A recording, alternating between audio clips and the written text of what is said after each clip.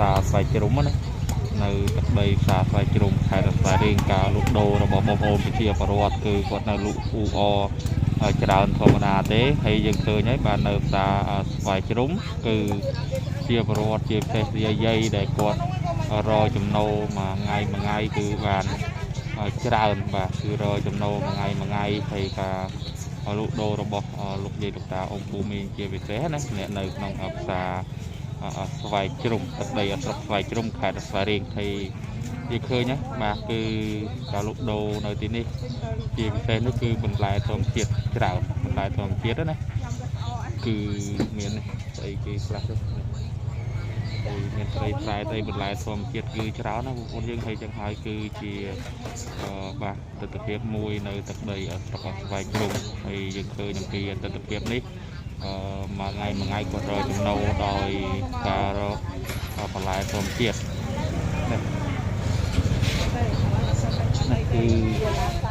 នេះគឺជាទស្សនវិជ្ជាមួយសម្រាប់បងប្អូនប្រជាពលរដ្ឋនៅក្នុងទឹកដីស្រុកស្វាយជ្រុំណានៅខេត្តស្វាយរៀងនេះគឺសិតតែបន្លែធម្មជាតិហើយកន្លែងនេះបងប្អូនយើងបាទជាងរងលក់មាសលក់ទូសពលក់អីនេះខ្ញុំទិញដូចដែរយកលុយខ្ញុំទេបងប្អូនយើងហើយគឺនេះនៅក្នុងផ្សារហើយនៅក្នុងផ្សារនេះគឺការលក់ដូរអ្នកខ្លះកន្លែងខ្លះស្ងាត់កន្លែងខ្លះអ៊ូអអញ្ចឹងទៅកន្លែងខ្លះក៏រៀងស្ងាត់អញ្ចឹងទៅលក់ខោអាវលក់អីក៏បោកអីកន្លែងខ្លះក៏អ៊ូអកន្លែងខ្លះក៏ស្ងាត់រៀងស្ងាត់អីតិចទៅហើយដោយសារតែភាគច្រើនសម្បូរថ្ងៃសៅរ៍ថ្ងៃអាទិត្យមានមនុស្សអ៊ូអប៉ុន្តែថ្ងៃនេះថ្ងៃច័ន្ទដើមទ្របទី30 ខែធ្នូឆ្នាំ2025នេះការលក់ដូររបស់បងប្អូនប្រជាពលរដ្ឋនៅក្នុងស្រុកទឹកដីស្រុកស្វាយជ្រុំណាបាទគឺឃើញថាដូចអ៊ូអកន្លែងត្រីអ៊ូអហើយត្រីបងប្អូនមានត្រីនាំចូលនឹងត្រីនៅក្នុងស្រុកមានតាមកន្លែងណាបាទគឺកន្លែងនេះគឺត្រីនាំចូលចឹងមកការលក់ដូរត្រឹមសម្រូវរបស់បងប្អូនប្រជាពលរដ្ឋមួយថ្ងៃគឺច្រើនបាទគឺខ្លះបន្លែនាំចូលបន្លែក្នុងស្រុកគឺមានច្រើនហើយក៏លេខមកមើលខាងនេះខ្ញុំដាក់ឆាត់ក្តារផ្លូវអស់ទៅវិញហើយមកនៅក្នុងនេះគឺពីមុនមកយើងរៀបសម្ដាប់ធ្នាប់រៀងល្អប៉ុន្តែឥឡូវនេះឃើញថាម៉ូតូអីគឺរៀងគាត់រៀង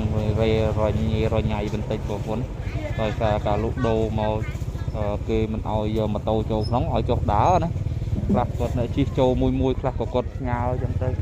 ខ្លះនៅជិះចូលមួយនេះគឺជាទស្សនវិជ្ជានៅក្នុងផ្សារតែម្ដងហើយចឹងហើយដោយសារតែក្នុងផ្សារគេឲ្យជិះចូលទេគឺឲ្យដាក់ម៉ូតូនៅក្រៅចឹងហើយគឺ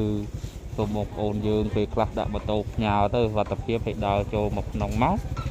ហើយនេះគឺច្រើនមែនទែនការលក់ដូរឥឡូវជាបកប្រជាពលរដ្ឋមានការមានញឹកច្រើនហើយការលក់ដូរនេះគឺនៅទីនេះមានច្រើនមានប៉ូលីសយាមត្រឹមត្រូវបងប្អូនយើងបាទប៉ូលីសយាមប៉ូលីសបកឡើងនៅប៉ុកមកយាមតែម្ដងបងប្អូនគឺបកឡើងមកយាមនៅក្នុងផ្សារខ្លាចមានបញ្ហាអញ្ចឹងណាខ្លាចមានបញ្ហាដល់បងប្អូនជាពលរដ្ឋណាមួយយើងនៅលក់នំប៉័ងលំអីនៅកន្លែងដាក់ផ្ញើម៉ូតូមានកន្លែងត្រឹមត្រូវអញ្ចឹងហើយខ្ញុំថាបងប្អូនយើងមកចូលរួមអស់គ្នាហើយនៅកន្លែងចិត្តនេះមានទូធនាគារបងប្អូនយើងទូធនាគារមានពិបាកទេជួបនៅសាលាស្រុកតែម្ដងអឺ